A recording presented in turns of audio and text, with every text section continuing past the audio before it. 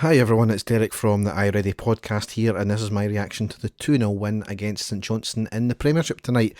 A great victory, very good performance, and we roll on. That's all we've got to say. Another clean sheet, keeping the zero. So certainly all good from our end.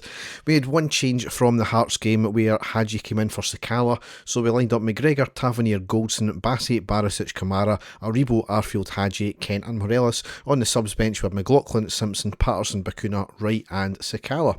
So, first half, completely dominant in the first half. We had 72% possession, no shots at all from St Johnstone, and as one of my mates said, St Johnstone should be relegated on this performance alone.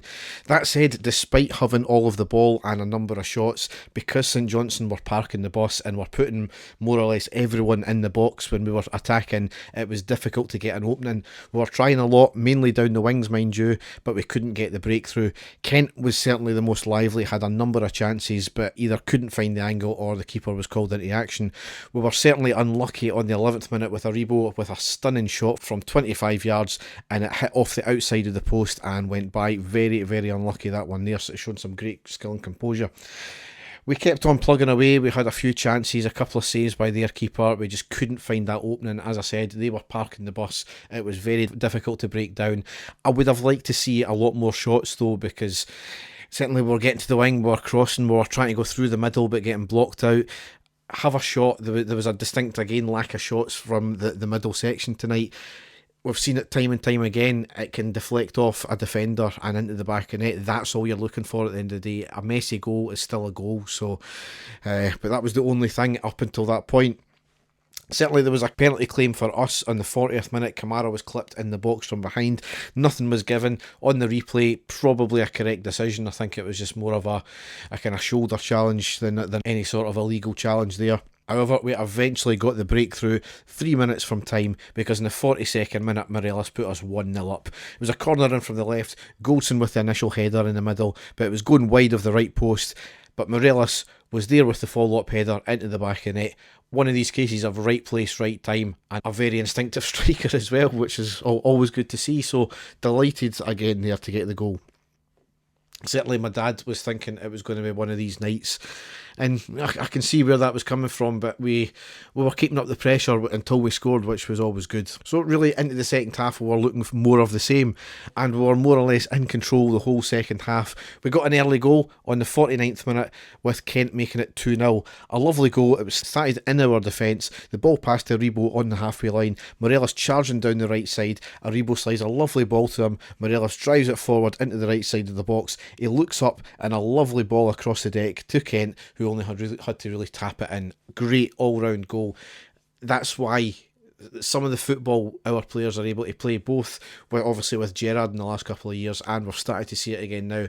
All-round, quick, incisive, back-to-front team goals. Outstanding. And after that, I wouldn't say we took it easier. We maybe sat back a wee bit more. We were comfortably playing it around the pitch, still going forward when we could, but I wouldn't say we overextended ourselves, which 2-0 against the bottom of the table, and they weren't playing very good at all. You can certainly forgive the team for doing that. Due to doing that though, St Johnstone had really a 5-minute spell of pressure around about the 60th minute where they had a couple of chances but were off target. One of them a bit dangerous, mind you, on the 64th minute when they had a corner. It was initially cleared to Kent on the edge of the box. He sclaffed the ball. St Johnstone picked it back up. A long ball to the back post, and the St Johnstone attacker with a free header, but he managed to put it high and wide. So quite dangerous that. Had he been a wee bit more aware and obviously on target, could have caused us issues there, but fortunately he's got a 50p each. But that was really to the extent of St Johnstone's ventures forward. Quickly then went back into rhythm. We were completely dominant. Again, obviously they're going to have a bit of possession, but they done absolutely nothing with it. We made a sub on the 67th minute with Kent off and Sakala on. St Johnstone did have a dive in the 72nd minute though. Kamara loses out with a poor touch in our defence near the box.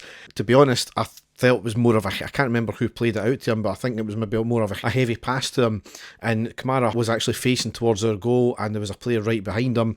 Kamara lost out in the ball. The attacker nicks in, gets into our box, and then basically just falls down when our player's on him. At first, I felt there's a possibility this could be a penalty. However, on the replay, it clearly shows he got the ball in the box and he just dropped his knees. So, quite rightly, the referee gave him a yellow card. And that was really the only other thing that St Johnstone done in the half. Rather concerning though is Barisic went off on the 79th minute and Patterson came on. Barisic was injured, he was down for a wee bit of time and he instantly gave the signal for being subbed. He walked off though and he didn't look too much in distress, but we'll just hopefully that's not anything serious, because certainly since Gio's came in, Barisic has been one of the standouts and he's came really into a game. Of note though, a standout is Joe Aribo. What a player, had some lovely touches, some lovely play. This boy keeps getting better and better, and as I put on Twitter, I cannot believe a clown shoe of a manager when he left turned around and said he's not going to develop at Rangers, because he's came on leaps and bounds and he's been one of the standouts, certainly player of the season so far for us. And you know, we've seen it in the last couple of seasons as well, how good a player he's going to be. So lovely to see again there.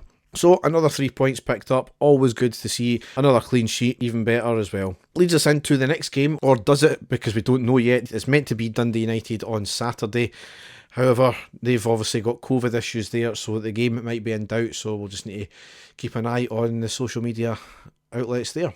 So as ever, for all our other stuff, you can check out the usual podcast outlets and our website, which is ireadypodcast.wordpress.com. So thanks for listening and goodbye.